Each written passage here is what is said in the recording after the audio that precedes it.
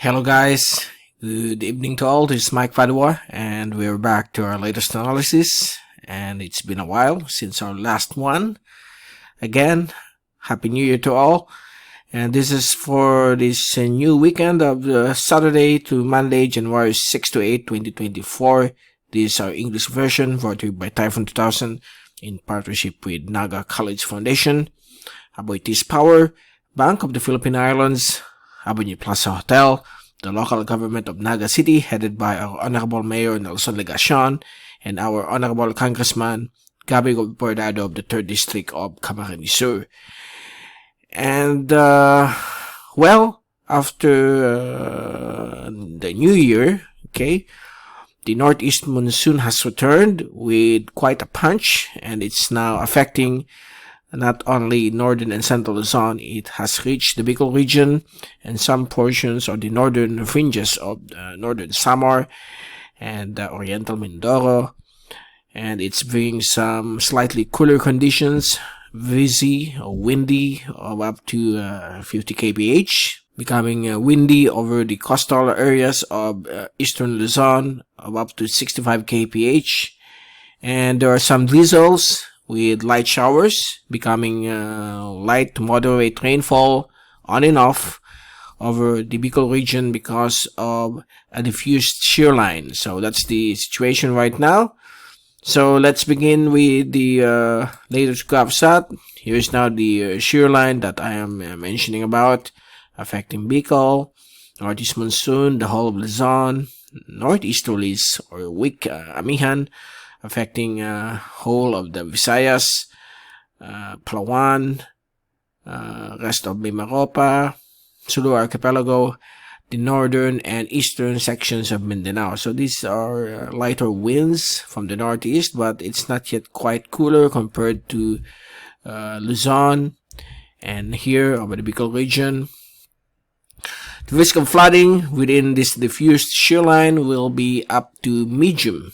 So there will be some flooding in low-lying areas whenever there's a thick rain clouds or nimbostratus affecting southern sections of the Bicol region, Sorsogon, Legazpi, Catanduanes. So watch out for some portions of flooding and possible landslides. No tropical cyclone formation, since we are now moving into the least formation of tropical cyclones during the months of January to February. So there's no problem at all when it comes to tropical cyclone formation. And let's enjoy this slightly cooler conditions, since we are expecting this cooler temperatures to continue through February. Then by March it will start to go back to warmer conditions as we move into the hot dry season. Now November to March is what we call as the cool dry season for the Philippine Islands, and since we have El Nino, so the rainfall is below average.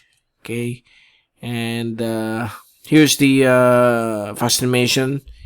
And these are the cloudiness generated by the shear line. Some rains will be expected over there.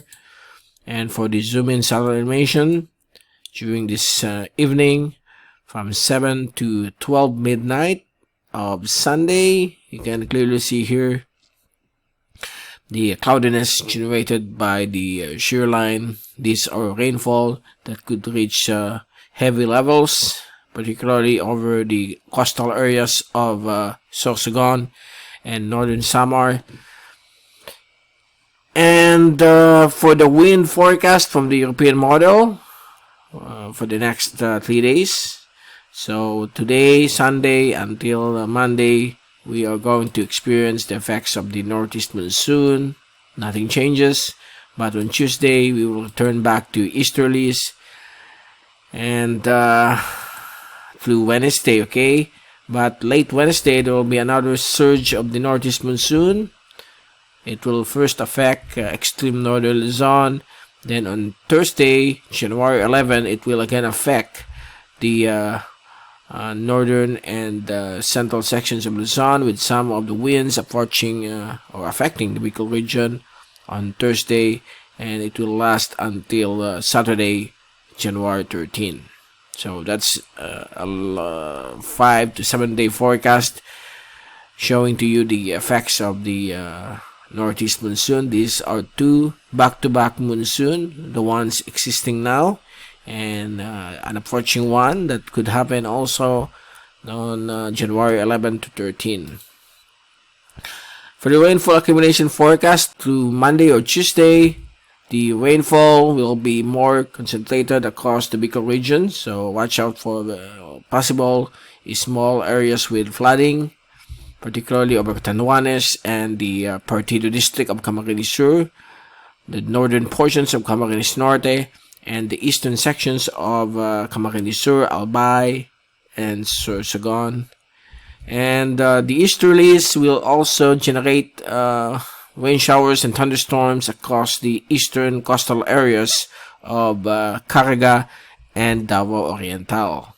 As for the waves, it will be between 2 to 2.5 meters all across the coastal waters of Luzon because of the Northeast Monsoon, and that will persist through Tuesday, January 9.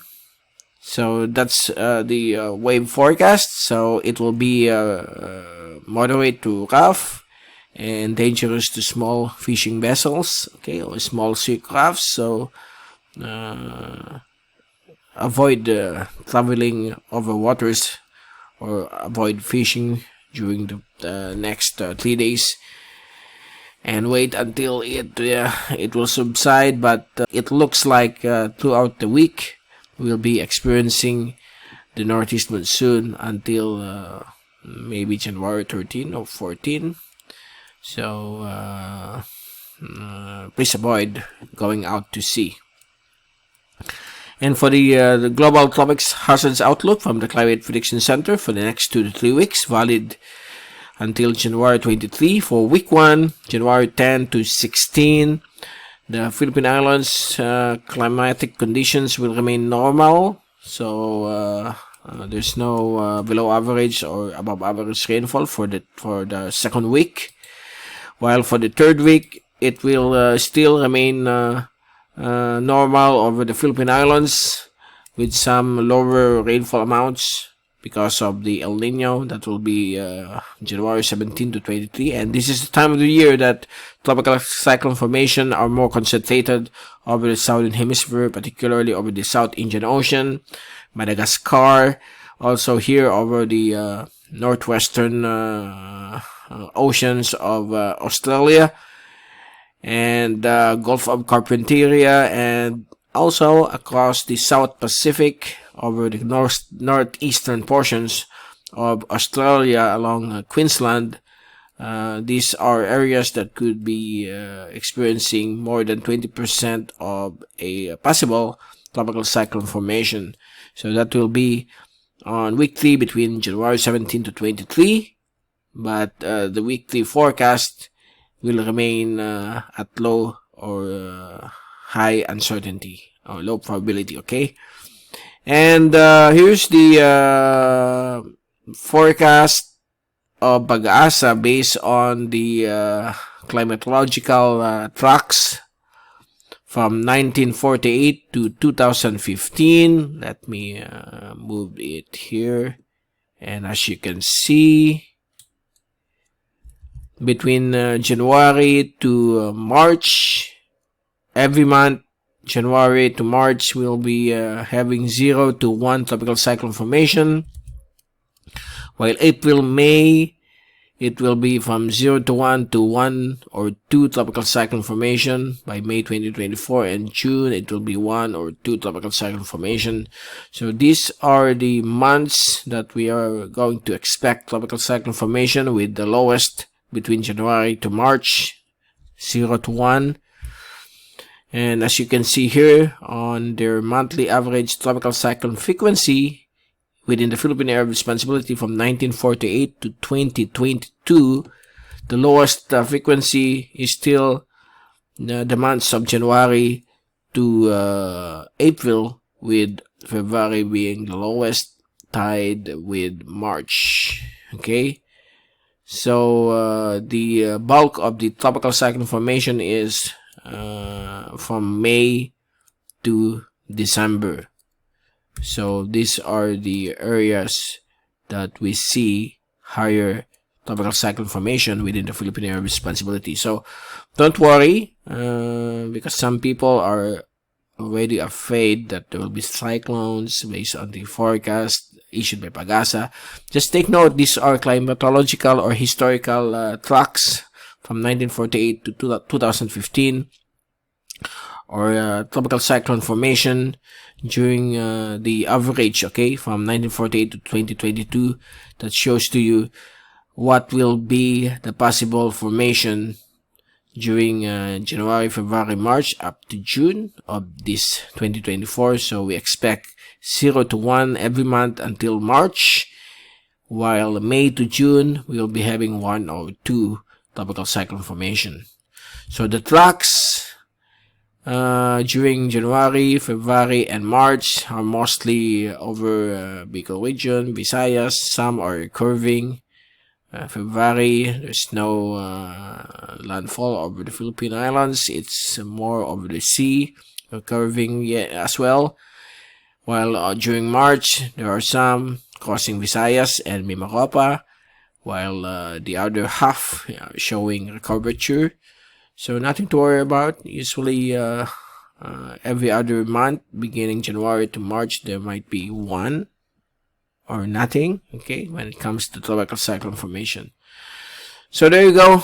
That's the latest of our weekend edition of tropical advisory, tropical analysis here at Typhoon2000 on our weather channel, Mr. Typhoon.tv. And we will return next week to give you more updates from Typhoon2000. This is Mike Padua saying good night to all. Happy weekend. Stay safe always. Enjoy the cool weather. And thank you so much for watching our channel. God bless to all.